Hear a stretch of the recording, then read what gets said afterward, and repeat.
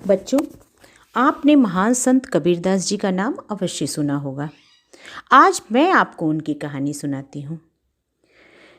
बहुत समय पहले की बात है। काशी में एक बुनकर दंपति रहते थे जिनका नाम था नीरू और नीमा। उनकी अपनी कोई संतान नहीं थी, किंतु एक दिन तालाब के किनारे उन्हें एक सुंदर शिशु मिला जिसका पालन पोषण उन्होंने पुत्रवत किया। ये शिशु कबीरदास थे। माना जाता है कि कबीर का जन्म 1398 ईस्वी में हुआ था।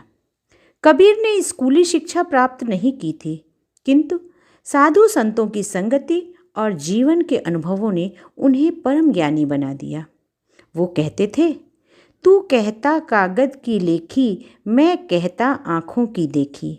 यानी तुम तो कागज में लिखी बातें करते हो, किंतु मैं आँखों से देखी हुई बातों को करता हूँ। कबीर का जीवन अत्यंत सरल और सहज था।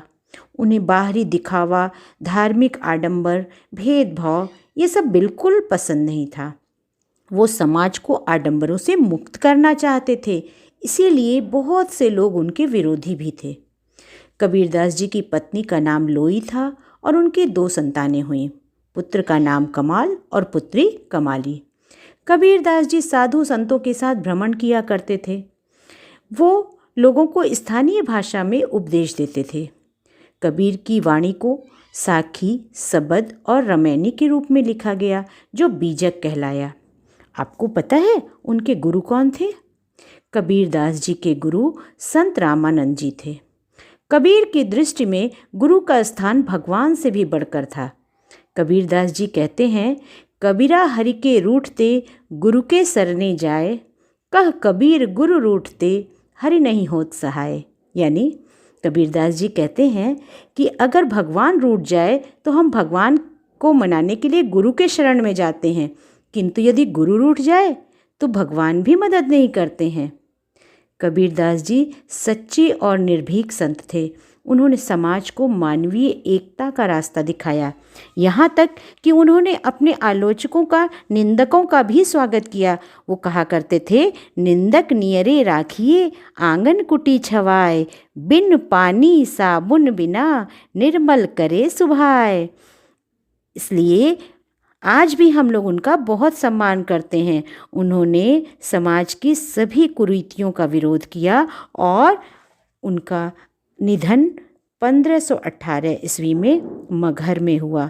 उन्हें विश्वास था कि निधन कहीं भी हो, काशी में हो या मगहर में, हम जो काम करते हैं उसी के अनुसार हमें फल मिलता है। और आज हम कबीरदास जी के साथ साथ उनके गुरु रामानंद जी की बात भी करना चाहते हैं।